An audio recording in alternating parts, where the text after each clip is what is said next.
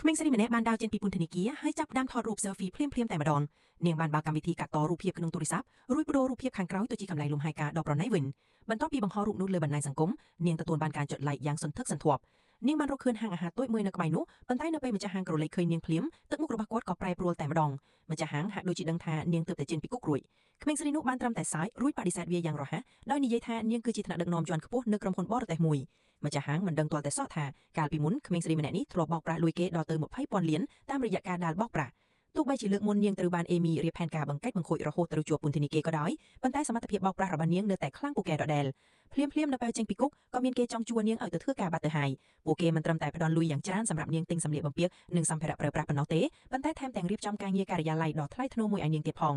ការងាររបស់នាងគឺគ្រាន់តែអង្គុយក្នុងកន្លែងធ្វើការរាល់ថ្ងៃធ្វើពុតជាធ្វើការនិងអង្គុយមើលអ្នកដទៃធ្វើការរួចរងចាំកាយណែនាំបន្តតែប៉ុណ្ណោះបាននាងអាចទ្រាំធ្វើបែបនេះបានមួយខែនោះបេសកកម្មរបស់នាងនឹងទទួលបានជោគជ័យរុស្ស៊ីថ្ងៃមួយខណៈពេលដែលនាងកំពុងញ៉ាំអាហារនៅក្នុងភោជនីយដ្ឋានមានបុរសម្នាក់ស្លៀកពាក់ជូតធំមកអង្គុយទល់មុខនាងទាំងភ្នែកសម្លឹងមើលទូរស័ព្ទក្មេងស្រីនោះចាំគេបានច្បាស់គេគឺជាបុរសដែលធ្លាប់មកញ៉ាបង្ការការរំខានដល់នាងក្នុងបារកាលពីមុនប៉ុន្តែបុរសម្នាក់នោះហាក់ដូចជាមិនចំណាំនាងបានទាល់តែសោះនាងមានអារម្មណ៍ថាធុញទ្រាំក៏រៀបនឹងដើរចេញទៅប៉ុន្តែស្រាប់តែបុរសម្នាក់នោះចាប់ផ្ដើមនិយាយរកនាងហើយមិនយូរប៉ុន្មានពួកគេក៏ចាប់ផ្ដើមស្និទ្ធស្នាលគ្នា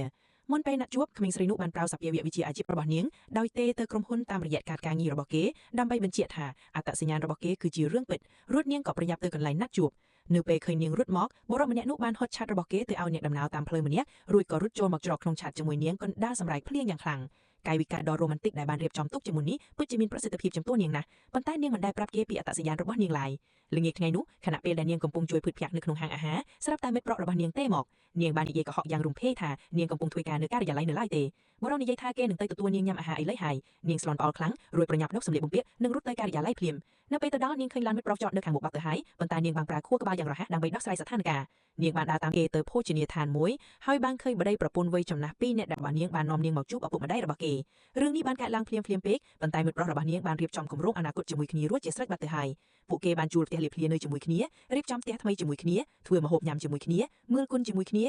និងដេកលក់ក្នុងរង្វង់ដៃគ្នាទៅវិញទៅមកសម្រាប់ក្មេងស្រីដែលតែងតែប្រាថ្នាចង់បានគ្រួសារកក់ក្ដៅម្នាក់នាងជាមិនអាចទប់ទល់នឹងរឿងនេះបានទេ